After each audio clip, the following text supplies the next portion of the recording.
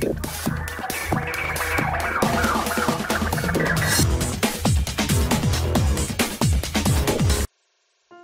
Viewers, বিনোদন জগতের সব খবর নিয়ে আপনাদের সঙ্গে এই মুহূর্তে রয়েছি আমি রিপোর্টার কুলসুম। চিত্রনায়িকা অপু বিশ্বাস মোট ৫টি দেশ কাঁপিয়ে এবার দেশে ফিরলেন। এরই মধ্যে তিনি কিন্তু সেখানে সুপারস্টার শাকিব খানকে একদমই ভুলতে পারেননি। তাকে উদ্দেশ্য করে একটি চমৎকার গানও পরিবেশন করেছেন। চলুন জানা যাক তার মুখ থেকে সেই গানটি কি ছিল।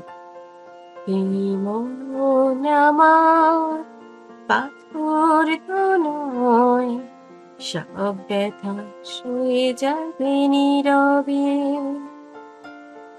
এই মন আমার পাথর তো নয়, সব ব্যথা সয়ে যাবে নীরবে।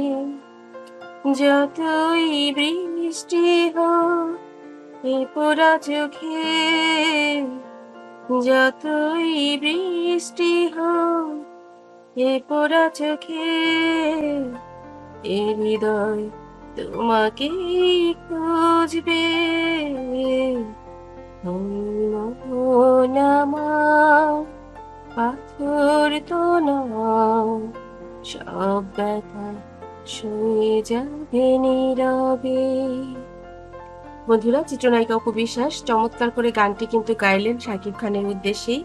কারণ তিনি যে দেশগুলোতে এইমাত্র ঘুরলেন সেখানে অনেক সময় শাকিব সঙ্গে ছিল, শাকিবের সঙ্গে অভিনয় করেছেন, শাকিবের সঙ্গে ঘুরেছেন, তার সঙ্গে শুটিং করেছেন।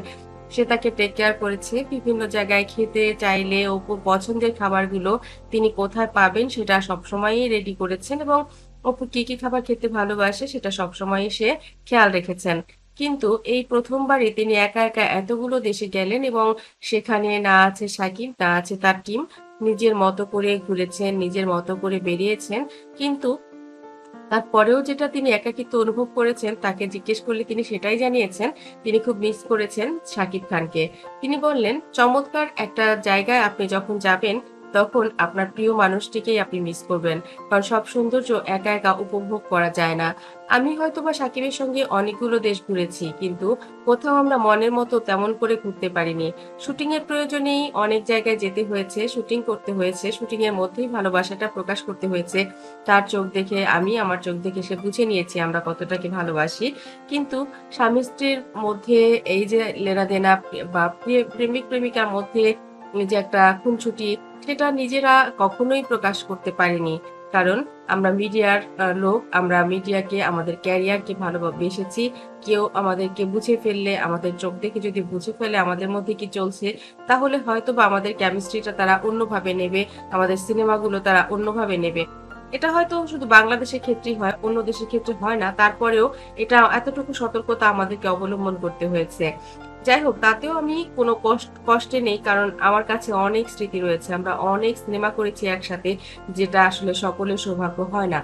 বন্ধুরা, অপুর কথাগুলো আপনাদের কাছে কেমন লেগেছে এবং গানটি কেমন লেগেছে অবশ্যই কমেন্ট করতে ভুলবেন না। আমার চ্যানেলটি যারা ইতিপূর্বে সাবস্ক্রাইব করেছেন তাদের ধন্যবাদ। যারা এখনো করেননি, সব খবর সবার আগে পেতে সাবস্ক্রাইব করে বেল আইকনে ক্লিক করলেই আপনাদের কাছে পৌঁছে যাবে বিনোদন জগতের সব খবর সবার আগে।